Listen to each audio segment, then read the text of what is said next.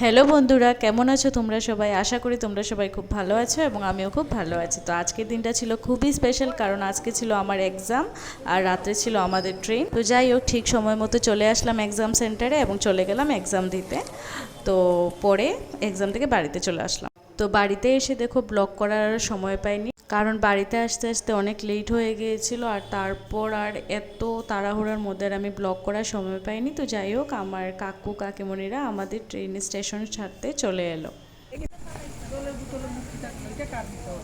আমরা বাইতে গাঞ্জে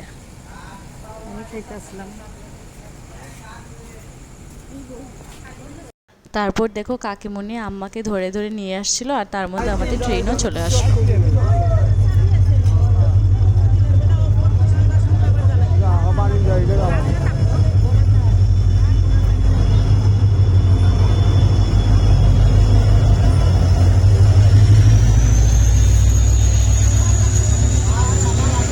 খাইতাছো তুমি আম্মা?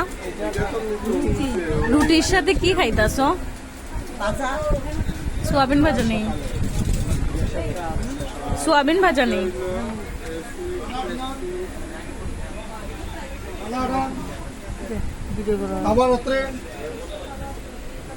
কিছু খো।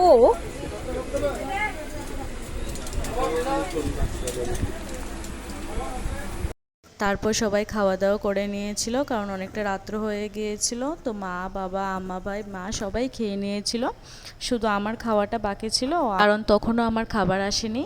তার কিছুক্ষণের মধ্যে আমার খাবারও এসে গিয়েছিল, আর তারপর আমি খেয়ে শুতেও চলে গিয়েছিলাম। কারণ তোমরা তো সবাই জানোই, ট্রেনে একটা নির্দিষ্ট সময়ের মধ্যে সবাই খেয়ে দিয়ে শুতে চলে যায়। তো আমিও বেশি লেট করিনি আর। তারপর সকালে ঘুম থেকে উঠে দেখি ট্রেনে একজন লোক এসেছিল, যে ওই ব্যাগের চেন টেন ঠিক করে। তো আমি দেখছি যে আমারও ব্যাগের দুটো চেন, সামনের দুটো চেন ছিঁড়ে গিয়েছিলো, নতুনই ছিল ব্যাগটা। তো আমি দেখছিলাম যে বাবা, আমি ঘুম থেকে ওঠার আগেই বাবা ওই চেনটা ঠিক করে নিয়েছে ওই লোকটার থেকে। তারপর আমি ঘুম থেকে উঠে মুখ টুক ধুয়ে একটু ফ্রেশ হয়ে নিলাম।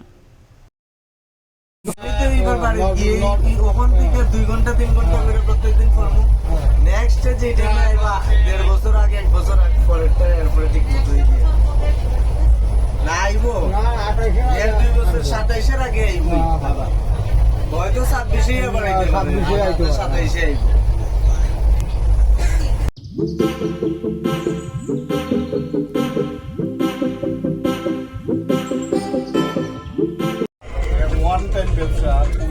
হাত ছড়া, হাত ছড়া।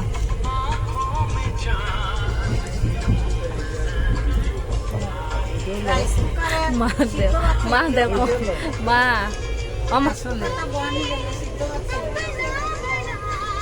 মা নেলবটে রাইস কুকারটা লই আইও।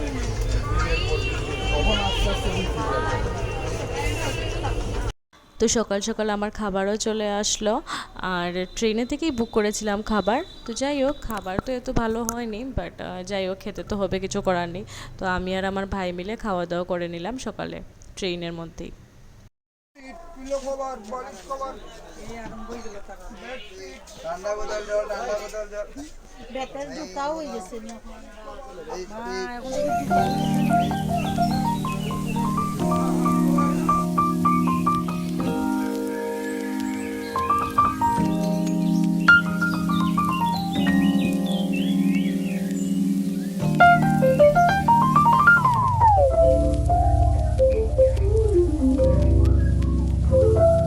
তারপর ট্রেনের মধ্যে দুটো দিদি উঠেছিল, আর ওরা একটার পর একটা গান গাইছিল। বাট বিশ্বাস করো, ওরা খুব ভালো গান গাইছিল, আমি ভাবতেই পারিনি ওরা অত ভালো গান গাইবে।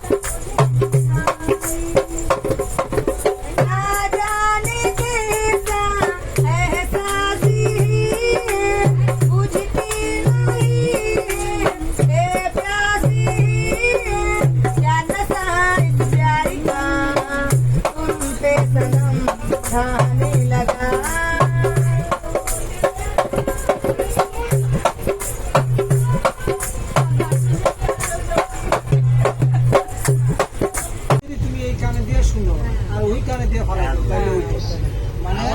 শুনতে লাগবো দিমাগ দিয়া।